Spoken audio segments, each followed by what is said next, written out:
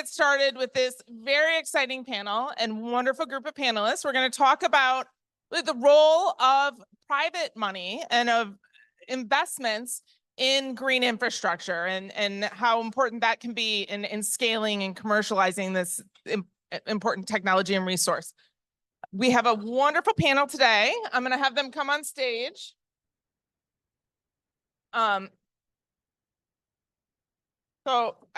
This is Julietta Moradai she's a managing partner and founder of Overlay Capital. Which is a consultancy and fund that is accelerating the adoption of critical digital transformation technologies in the built environment by connecting innovative technologies with adopters. She's a structural engineer and architect turned social entrepreneur and venture capitalist. Then we have Donna Hazard, who is board member and of See Ahead, an ocean-related tech innovation hub. The Boston-based Blue Tech Hub spurs innovation and built in sustainable building and high growth ocean-related companies through incubators, venture studios, angel investor groups, and other resources. Then we are lucky to have here Juliana Granados, who's the executive director and impact strategist in the Morgan Stanley Wealth Management and Impact Investing team. In this role, Juliana partners with financial advisors to develop a full suite of integrated sustainable wealth solutions. And then we have Rod Braun, who is the director of green-gray infrastructure at Conservation International, where he leads the organization's efforts on coastal climate adaptation, developing hybrid and green-gray infrastructure solutions aimed at transforming coastal infrastructure. I'm going to sit down here. And so this panel is here to discuss the money that drives nature-based solutions and adaptation. So from private equity to institutional investments and individual investors, what's driving and helping scale and commercialize these investments. As a starting point, I just kind of want to lay the groundwork for, what are we talking about when we're talking about green infrastructure? In 2019, the Clean Water Act was amended with a definition of green infrastructure that defines it as the range of measures that use plants or soil, systems, permeable surfaces, or substrates, stormwater harvest and reuse, or landscaping to store, infiltrate, or evaporate stormwater and reduce flows to sewer systems or to sewer surface waters. So those things we see implemented in public investments across the county and really across the country and the world. But it really does take money from the private sector to be able to get these investments into the market and to scale them in a way that makes it available and implementable to these projects and to be able to really serve the broader community. So I'm going to start and just ask Donna if she can provide some examples of projects that she's been involved with that have contributed to coastal ecosystem benefits and improved water quality, to kind of understand a little better how someone in her role has helped to scale and commercialize these types of projects. Thank you. And thank you for allowing me to come down from the Northeast and join you here today. I couldn't help but thinking this morning as we were talking about the challenges to Biscayne Bay, thinking about the companies, the startups we've seen who are going after, they're really examples of companies going after every one of these challenges. And I'll start with one when we talk about coastal resilience. We've invested in a company called Matrix, and then I learned about Kind Designs in another session today, both incredible companies that have developed bioattractive materials they can 3D print to reinforce, challenge coastal areas in a way that will help build the ecosystem rather than detract from it. That would be an example. We talked about PFAS. We know a company called Ecospheres that has developed technology for removing PFAS. We are investing in a robotics company that has developed robots that can form into swarms to plant seagrasses at higher rates and lower cost than the current diver based approach. Really exciting. They're also developing an approach for restoring coral reefs. So a kind of broad technology. We also talked about the need for information, for data today to drive our practices going forward and make projections about weather and storm surges and other things so that we can be prepared for them. We have a number of companies that either have developed autonomous underwater vessels that can get to various regions cost effectively to collect data, companies that have developed sensors or eDNA collection and testing methods to determine the biodiversity in an area. And then software platforms to analyze data from old sources and combine it with new. I could go on for a long time, but that gives you a sense of the range of innovation that we're seeing that could have tremendous positive impact on the environment, on our communities, and also generate jobs and returns for investors, which is really what gets the flywheel going so that we can reach impact at scale. Thank you for that. I'm working government, and we're always wanting to invest in the newest technologies, and the infrastructure that's going to be most protective of the environment. However, if something hasn't been commercialized, if it hasn't been scaled, that can prove challenging. So I would like to just ask Donna, actually, provide some examples of how the private investment and private money can help scale. And I'm sorry, Julietta, I was going to ask you how private money and the role of private funding in helping get new technologies and green infrastructure to scale and to commercialize those technologies.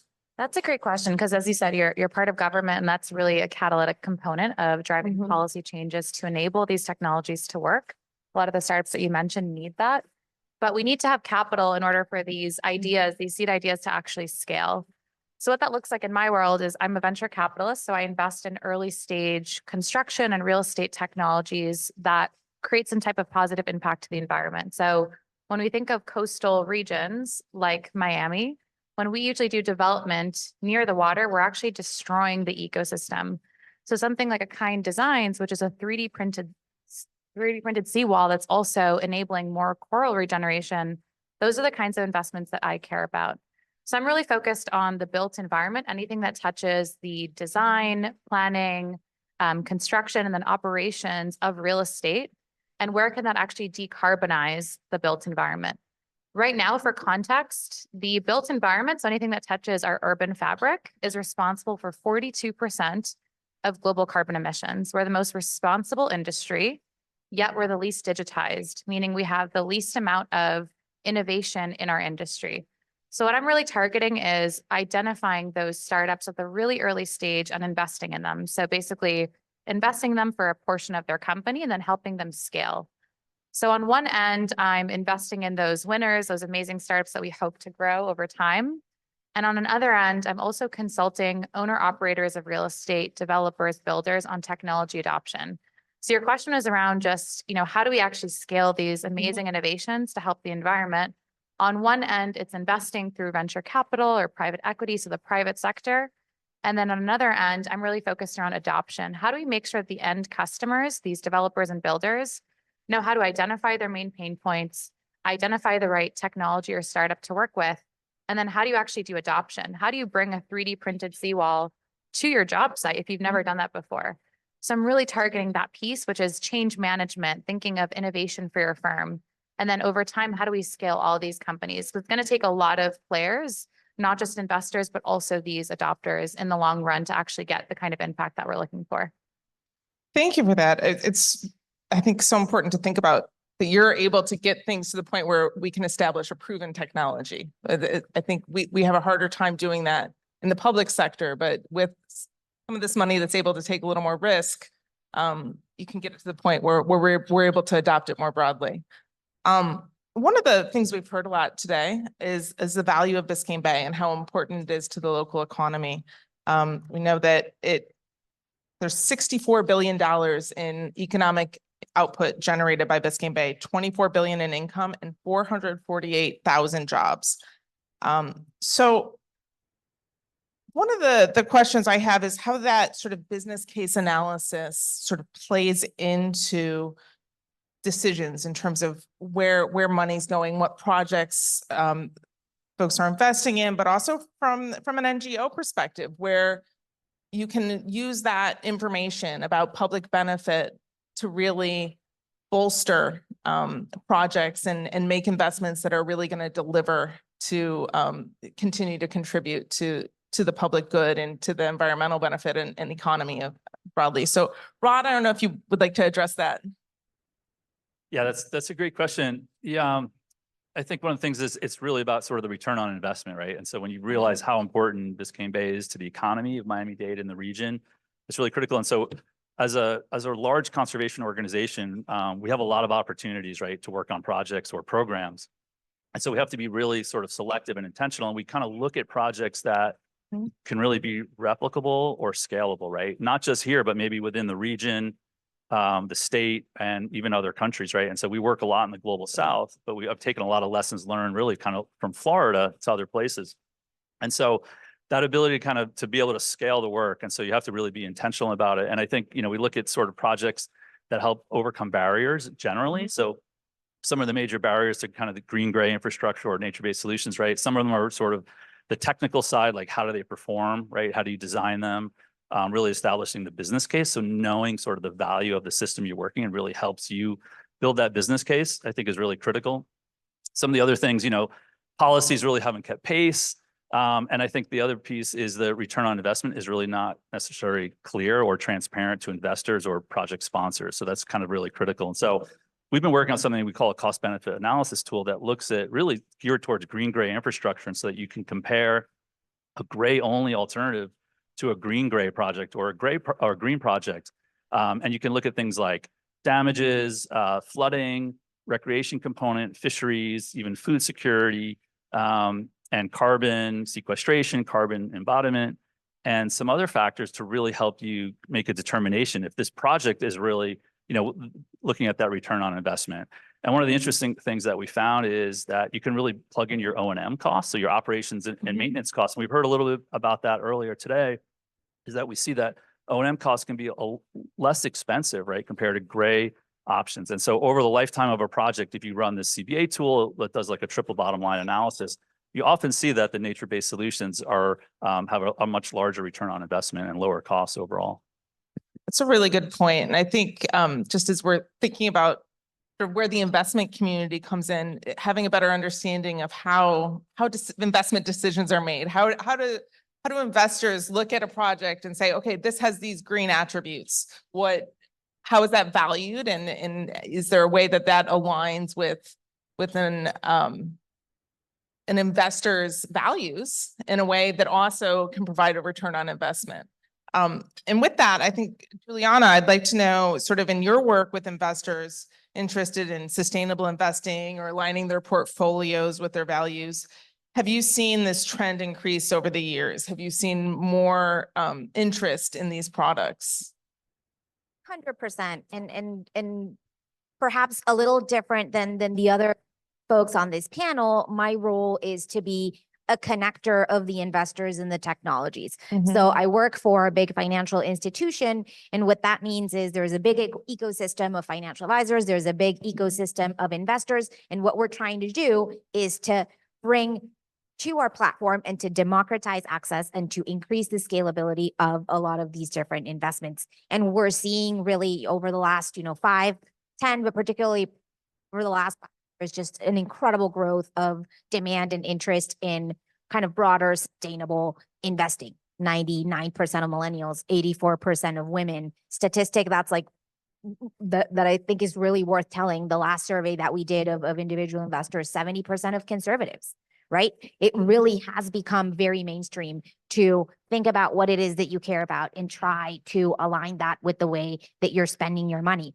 And obviously there's a whole spectrum of what that is, right? There's, from beginning from your 401k and your Roth IRA, everything that you have invested in the public markets. And that's a huge, huge untapped source of capital all the way up to the private markets where a lot of these folks are operating. And so I think it's realizing and recognizing that there's a role for every investor to play depending on the level of sophistication and depending on the level of the impact and the technologies that they want to make. Everything in the private markets obviously allows for bigger impact. At the same time, it is geared towards a specific type of investor.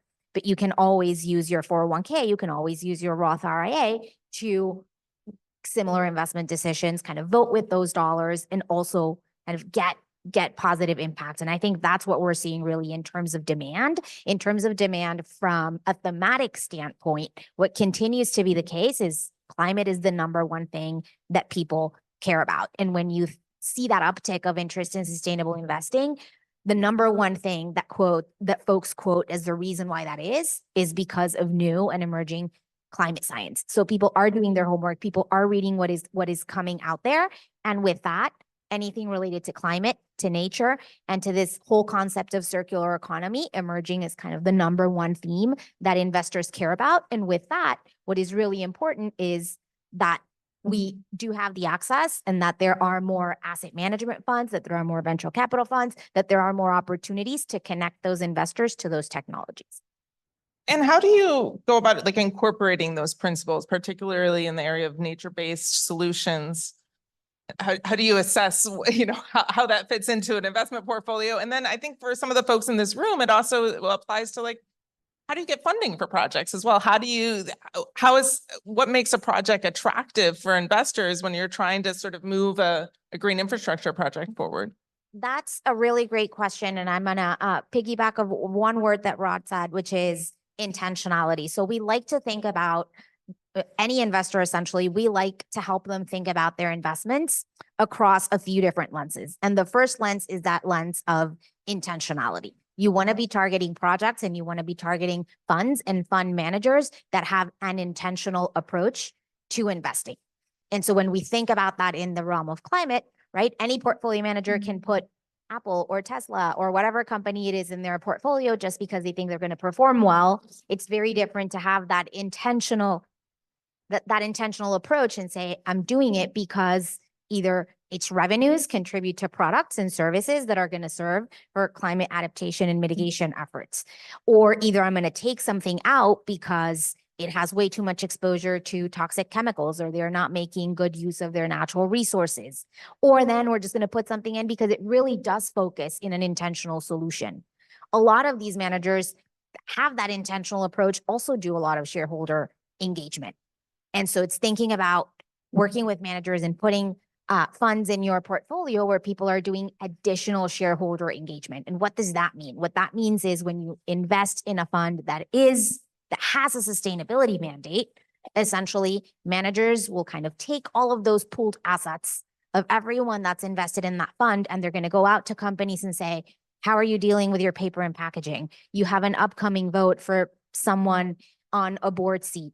Who is that person that you're going to appoint? And we want someone who has a climate background, who cares about the environment, who cares about serving their community. And how are you making kind of that ongoing positive environmental and social impact on the communities you serve, but also on the companies that you own in that portfolio. So it's thinking through that lens of intentionality, thinking through that lens of influence. I will plug in a lens of inclusion, which is something that's very important to me. And one thing I'm very excited about being here today is I've seen a lot of women in the room and in the panels, a lot of minorities also here as well, very underrepresented in our space. And so how do we continue to give these emerging managers also access to these platforms? Because we've proven that when we have people who know our communities well, making those decisions on behalf of their own communities, that has a really positive ripple effect on not just the performance of the funds, on the impact that those funds and those companies are having on the people that they're serving and on the investors that they're investing on their behalf. Thank you, Juliana. And I know we have one mic on your end, but if anyone else wants to contribute to any of the questions or the discussion, I'm happy to have this open discussion among all of us here. One of the things that has been really important for just incentivizing a lot of green projects in recent years has been money coming in both from the federal government and the state government. We have in Florida, the Florida Resilience Program, which has a lot of funding that is available to local governments to implement, well, one, to conduct vulnerability assessments, but then to implement adaptation projects. And I think all of us in this panel hope that those will include a lot of green infrastructure elements as they move forward. The Inflation Reduction Act has had a lot of money available for projects that address climate change. In addition to that, there is a burgeoning climate market, even though we don't have a mandatory climate carbon market or carbon credits in the US. I have seen that coming into play. Donna or others, I'm curious what your thoughts are in terms of how these outside funds really affect decisions and affect the viability of projects and some of these incentives. Okay, great. I think to answer that, I should just say a little bit more about what Mm-hmm. See Ahead does. Mm-hmm. We say that we catalyze and build and invest in startup companies, blue tech startup companies that have outsized potential for positive impact on the ocean, on communities, and also potential for significant returns for investors. And I want to match the funding pieces to each of those stages, if you will. So on the catalyze side, that's been all about creating an ecosystem that provides entrepreneurs with all the resources they need to build their companies to scale and success. So we're an innovation hub. We run an incubator. I'll talk about things we do for later stage, but we work so closely with the government agencies, the city, the state, our Clean Energy Commission, the federal government, research institutions, and corporations in our area. And it's by having that ecosystem that we can really help the startups to access what they need to grow. And it was fun to see Seaworthy Collective here today. I know in this ecosystem, they do the same thing in terms of supporting those very early stage companies and building some of those bridges. That's our capacity building piece, and the government has been essential to that. The Economic Development Administration has funded some of our incubation work in an incredibly valuable way because these companies are so early stage. To your earlier point, we don't know if their technology is going to work necessarily. They've got something that looks promising, but in many cases, they still need to figure out what the business model is going to be, who the customers are going to be, what partners they need, how they're going to access capital. So it's really early stage and hard to justify with an investment rationale or sale of equity, for example. So the government support to help us provide those services is really, really valuable. And then, next our build stage is the incubation, taking the companies to the place where they can raise money privately. And that's a big step, a critical step.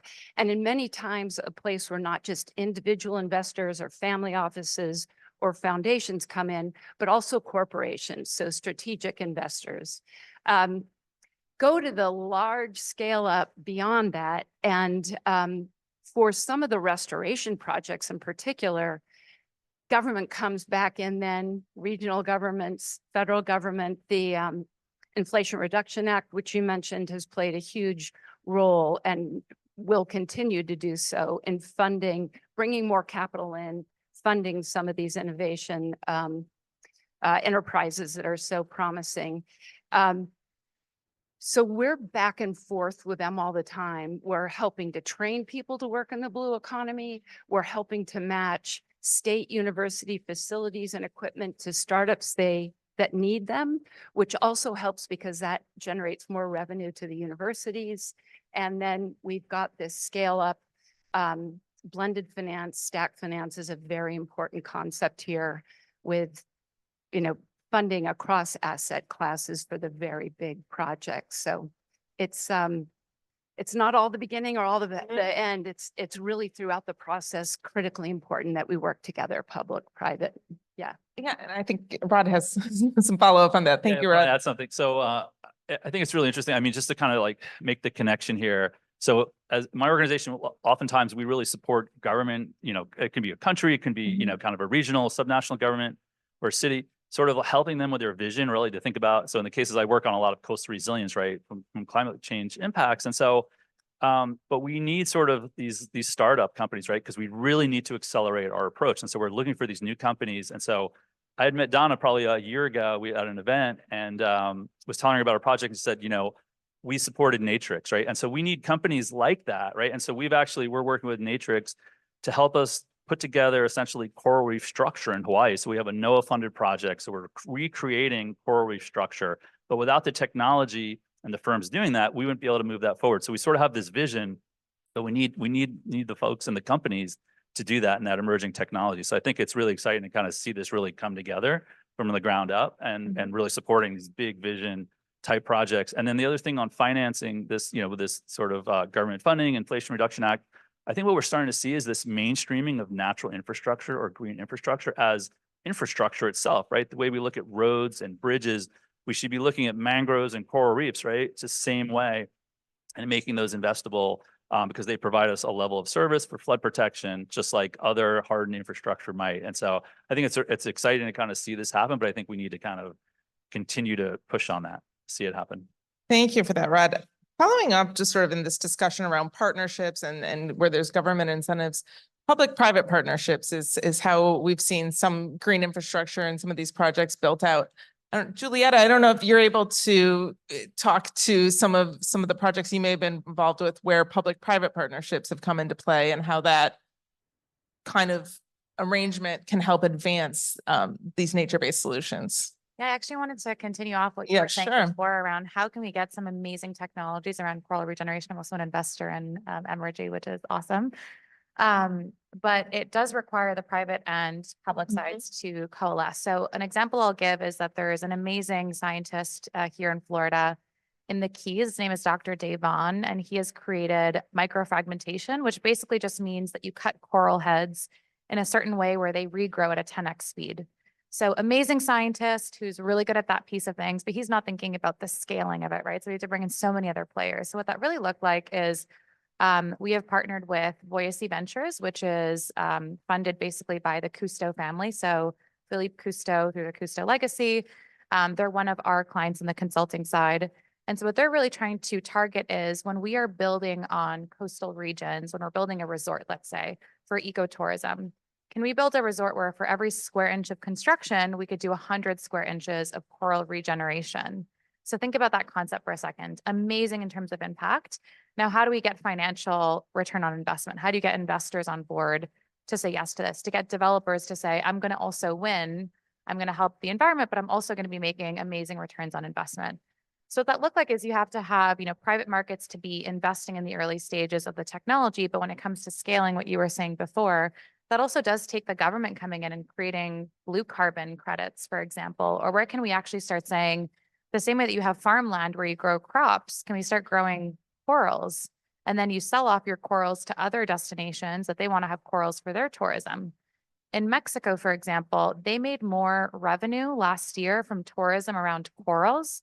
So snorkeling and scuba diving more than fishing. So those are pieces where I think the government needs to be plugged in at the early stages of these technologies to know what the future looks like, to start changing these policies or creating incentives really around things like blue carbon credits. So that for the developers that come in when they're getting financing for their projects, they are incentivized to be doing these things. Obviously, the impact is something that people have a purpose on and they care about, but how do you push them even more? So I think that's where you could really have a beautiful coalition of private and public markets. Thank you for that. One of the things you mentioned is sort of this return on investment, or if there's sort of a save in performance returns. And I think sometimes there's a myth out there that you're going to not make as good of returns if you're investing in a green product, that there's some kind of compromise there. Juliana, coming from a big investment firm, I mean, what's your experience in that? I mean, are you seeing that this is a prevalent trend? how would you respond to investors who have that concern? So I think like the good news of what I've seen is one, we now have a lot of track record and sufficient history to be able to have these conversations. Number two is because of it, a lot of the misconceptions and myths that were typically attributed to a lack of potential financial returns from investing in things that also make a positive impact have subsided quite significantly. So it's really a good moment to be in. Obviously, everyone's in a different part of that education journey, be that financial advisors, be that investors, be that governments, be that funds. And so we have to spend a lot of time on making that education. But as I said, now we have those data points. We have a Morgan Stanley Institute of Sustainable Investing, and they do a lot of these different studies. And so obviously, there's a spectrum from philanthropy to performance. There's a spectrum of how people can incorporate these different products across asset classes. It's very, we have investors who call themselves impact first and want to tell me, I would much rather prioritize the impact than I would prioritize the return. And the beauty is that there's now sufficient sophistication and availability of products to let you do that pretty much across the board. And so when we're looking at it in the public markets, what we've seen going back from 2014, especially since we started doing all of these results in all of these surveys, is there really isn't a financial trade-off from investing in sustainability type indices and funds versus traditional funds. If anything, the performance is very much in line. If you compare the S&P 500, largest 500 companies in the US by market cap, do that for the exact same index minus energy, or do it for something like the KLD 400, which is kind of like out of those 500, the ones that score the best across certain ESG marks, performance is very much in line. What we do see that's really interesting is that all of these funds are 20% or so less volatile. And what does that mean? You're assuming significantly less risk because you are, in a way, betting in companies that overall have better environmental, social, and governance behaviors and policies and practices. So there are investments that are more geared towards the long term. When you see it in fixed income, you see green, blue, sustainability linked bonds, all of them being significantly oversubscribed. Many of them have what is known and called as a greenium. So there are definitely opportunities. And even when you go in the private markets, as I said, there's opportunity for even more and tailored impact and for ROIs that are very competitive. And so it's really exciting to see. So it pays off to invest in sustainable solutions. It's great news. So, for many of the people in this room are policyholders, stakeholders who want to see these nature-based solutions implemented, want to see green infrastructure projects move forward. How would you go about finding the right technology, implementing it, getting financing from it for someone in their role of just trying to advance a project, trying to address water quality problem, trying to integrate the green infrastructure elements into what they're doing? And maybe I'll hand it to Julietta to start on that. I'd love to hear all your responses. Mhm. I think it's a super interesting question because my top focus in my fund is adoption. And I think adoption is the biggest barrier, meaning that in the world of real estate and built environment, there's been over the last 5 years, primarily a huge rise of technologies, a massive rise of venture capital funds have come into the space, of startups that have come into the space, exploded 10x the amount of funding and technologies. But on the customer side, there's been this massive glass ceiling of adoption because it's really hard to change an industry that's been kind of the same for 100 years. Construction is the least digitized industry out of every single one. And so when I think of adoption and just how can people move the needle, I think the most important thing to do at the beginning is have one catalytic pilot program, have one lighthouse solution where you could prove the technology, prove that it will, increase your impact goals, but also showcase the return on investments. And then most importantly, what's that playbook for adoption? What were the key things that you needed to change along your process, whether it's investing, whether it's actually deploying the technology, tracking and surveying, what are the benefits of the technology? And then how do you get, mass implementation and scaling It's through adoption. It's through convincing other people to do it. And one of the top values we always talk about is actually FOMO. So fear of missing out. It's amazing when one community has this catalytic pilot project, when all the communities that are neighboring want to do the same thing. So that's the top focus I always have is create first, a pilot program and get the right people on board, sometimes a more nimble team that could do it really rapidly and showcase the results, the wins and the losses. What did you learn? To then kind of create that FOMO across. So an example I'll give is that one of our primary clients in the consulting side is the Department of Energy. So NREL, they have a program every single year. They have several programs in the built environment that are accelerator programs for startups. And this year we're creating their inaugural accelerator program for corporates, for developers, for builders. So for the actual customers to learn how to do adoption. So walk them through a 6-month program from this July through the end of the year. When it comes to, how do you identify your biggest barriers in your current projects? And then identify those top technologies that fit how you actually implement tech. How do you get funding for it? Whether it's, project financing or public dollars or private dollars. How do you actually scale it in one pilot program and then scale it in terms of large implementation? So if you're interested at all in the adoption program through the Department of Energy, let me know and I'm happy to send our referral link to that. Thank you so much for that. Go ahead, Donna. If I could just add, I completely agree. A pilot that shows proof of concept is worth 1,000 words. It really is so valuable. But I'm also going to say economics are one of the biggest impediments and the best ways to grease the skids for adoption. So we see a lot of technologies go out to the shipping industry, the aquaculture industry, fisheries, et cetera. And they could have very positive impact, but if they don't have positive economics for the party that will be the customer, it's still a really tough battle to fight. So if the pilot can also show that the economics will be at least at parity and preferably better than the status quo, that really helps the process a lot. In shipping, there are regulations in place, there are targets that have been set for decarbonization, for example, and those can be a driver, but I'll tell you, there's skepticism among investors about whether regulation is really going to make it happen. What has driven the most rapid adoption in the cases we've seen has been when the economics are positive too. I can add 2 quick things. Number 1 is democratization and number 2 is due diligence.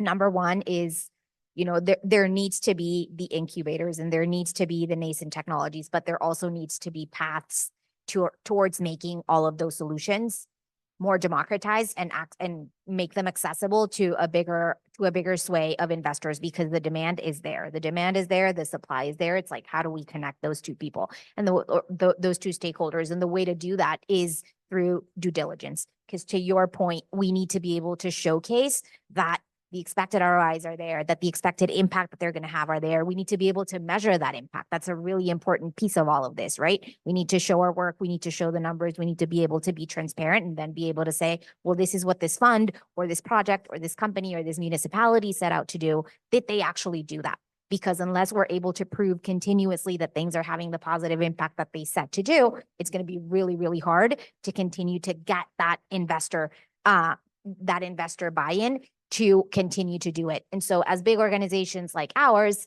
we do play a really important part because a lot of these projects are smaller, right? So it's really hard to sometimes get into some of these bigger platforms. We need to rethink our due diligence processes. We need to be more nimble, same way as we've been doing a lot of work on getting more Latino managers, women managers, emerging managers, because we know they're underrepresented.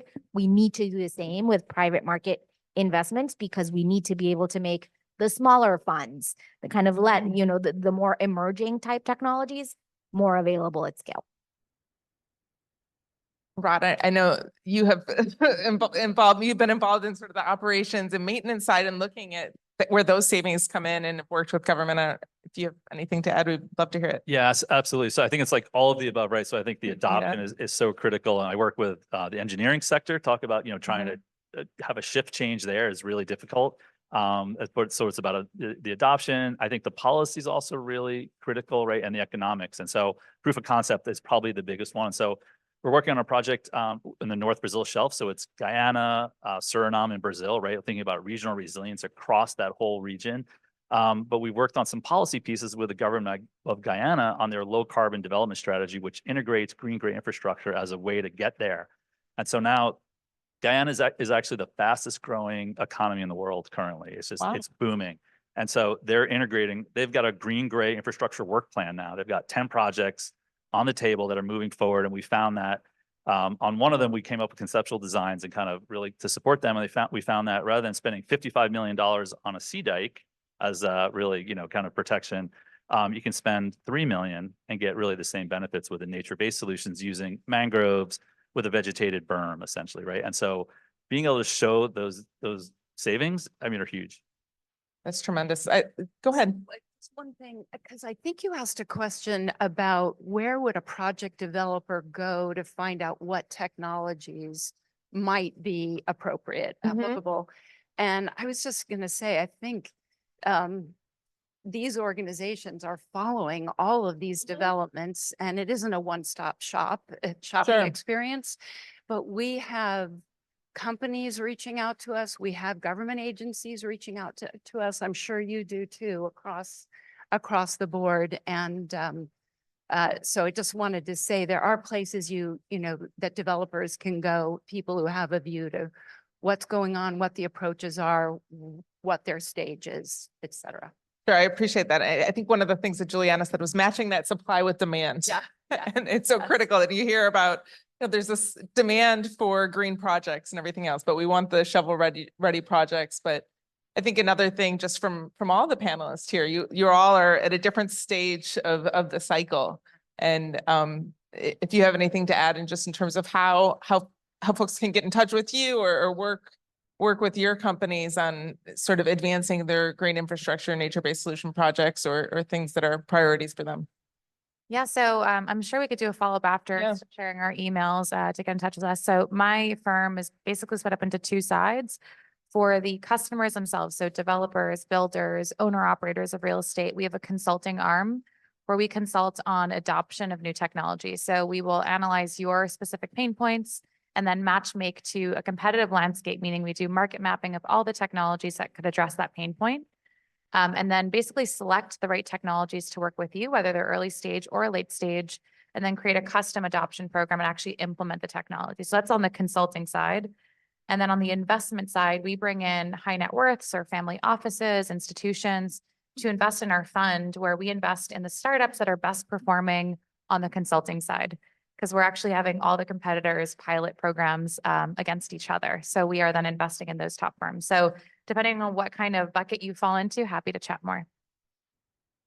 And similarly, I'd say on our Catalyze side, initially we built our ecosystem in New England, but now we've spread out across the country and even into Europe and the UK and Asia, and see where the collective, again, being an example of this kind of connection that helps us to help startups because we can tell them where to find resources, not just in our geography, but further geographies.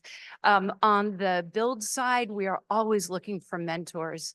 If you like working with early stage companies, we would love to talk to you and have you. We also have a venture studio capability, and we have experts in all fields who are part of our network who can lean in with these companies if you're interested.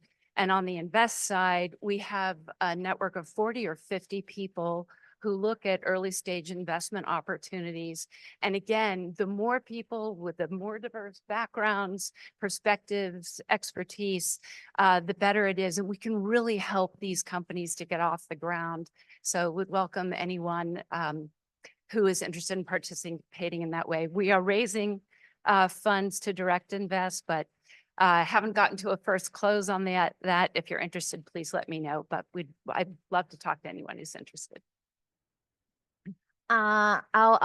There's a few different ways to plug in, but if you are an entrepreneur, we have our Inclusive Ventures Lab, and every year we take a cohort from diverse managers who are investing in new, nascent, cool technologies And essentially they're given grants by Morgan Stanley. And in many cases, they make actual investments in their business. So always happy to talk about that. The second is you as investors, as I said, that like, don't ever underestimate the potential for impact and scale that you can have through your own investments.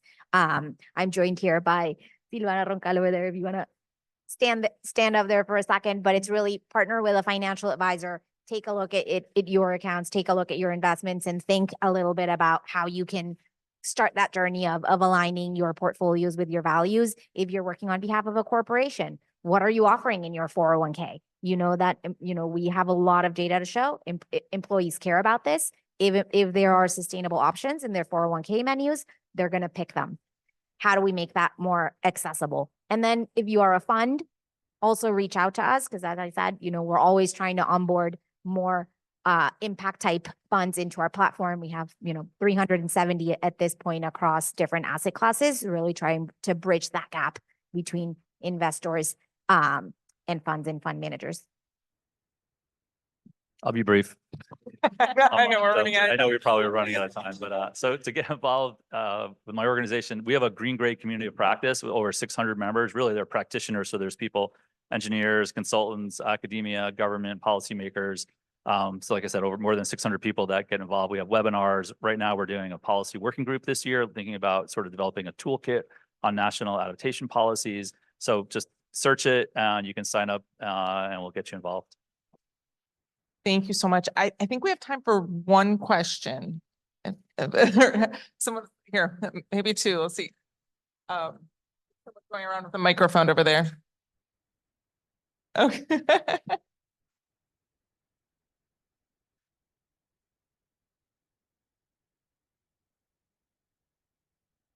Do you have any recommendations of companies that are within this more blue investing or green gray infrastructure that would be good for us to check out? Donna, I know you mentioned Kind Design and Matrix, but if there's some other ones to keep an eye out for, I'd love to hear them. Yeah, we keep a job board so that startups in our extended network can post openings with us and you can check those out. We also take resumes from anybody who's looking for a role in a company. And then we personally could not live without the interns who work with us and help us to look at investment opportunities. So just let's chat afterward, but there are a lot of opportunities and we'd love to help connect people. I was also just going to share, we started an organization called Women in Construction Tech. This is for there's no women in BC pretty much. Only 8% of fund managers are female. Less than 0.5% are Latinas. So we want to bring in more for sure. So this organization is womeninconstructiontech.com. So if you're a founder, if you're an investor or you're a tech adopter, it's a community where you could actually find job postings or see you want to start talking to startups or talking to VC funds. We'll kind of guide you through that. Thank you so much. One other question and then we're going to end from there. Thank you. Thank you. I really enjoyed this panel discussion. It was excellent. I am concerned about the demand side part. When you're watching TV, you see these commercials of these different companies saying all the wonderful things that they are now doing, that they're now protecting the environment, and oh boy, we should go and buy their product. Now, my husband's very skeptical of that. He doesn't believe they're doing it, and he thinks they're doing it just so we'll buy their product. Looking forward, we're going to need to come up with a way that we as consumers can verify that these companies are really doing what they say they're doing on television. I love that question. Since back in 2019, we launched an impact reporting application at Morgan Stanley, and that's incredibly important because we can't manage what we can't measure.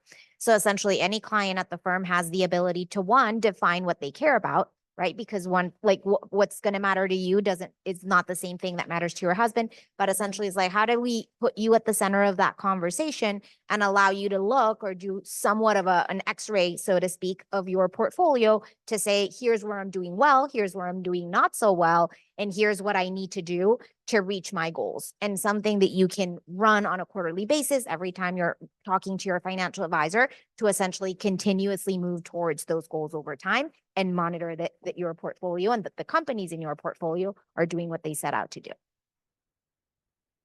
I was just going to say there's a global effort called Thousand Ocean Startups. And together, a whole bunch of organizations work to identify impact metrics across virtually all the issues we've discussed today. And companies receiving support are required to measure their impact along those metrics.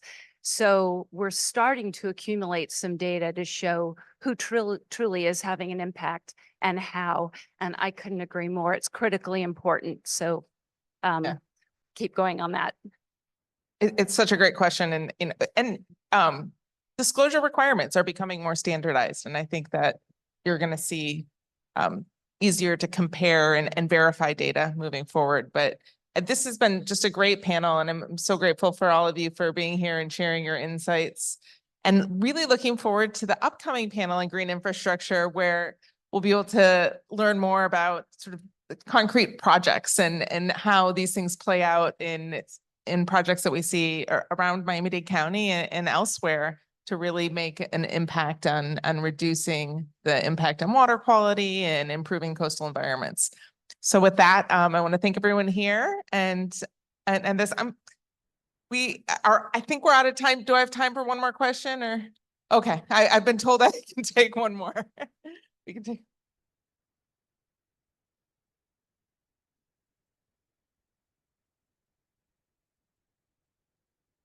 Yeah, we've been talking about values and investments, things like that. But I would like to ask a question. What is the value of nature? And if you have an answer for that. It's funny, we just had our Not offsite. not a market value, not a Wall Street value. What is the value of nature? So we just had our offsite last week, and we were talking about that specific question, like let's create our top values individually on the leadership team. And the top one that came for all of us, and I'd love to hear yours as well, is where our impact on nature. So anything that we build, because of course we're built environment, our buildings, our roads, our bridges, how can they actually be in harmony with nature? So instead of destroying nature as we build, because we live in a home, so that home that we build, how can that home actually live in harmony and actually create an ecosystem that thrives? So that's kind of how our investment thesis, and we were talking about due diligence before, how we want to actually look at every single type of company that we work with.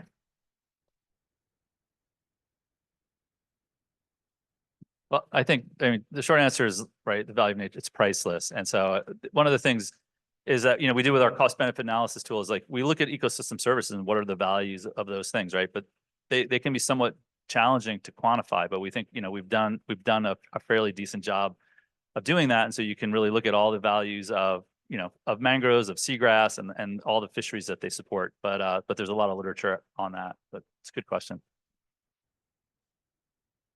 Go ahead.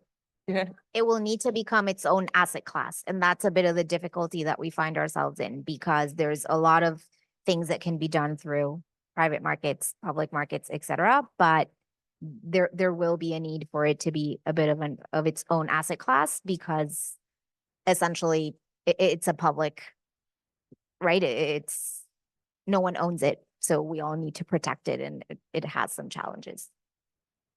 Well, thank you for that. And thank you for all the panelists and for everyone for attending. And with that, I'm going to try and keep us on time.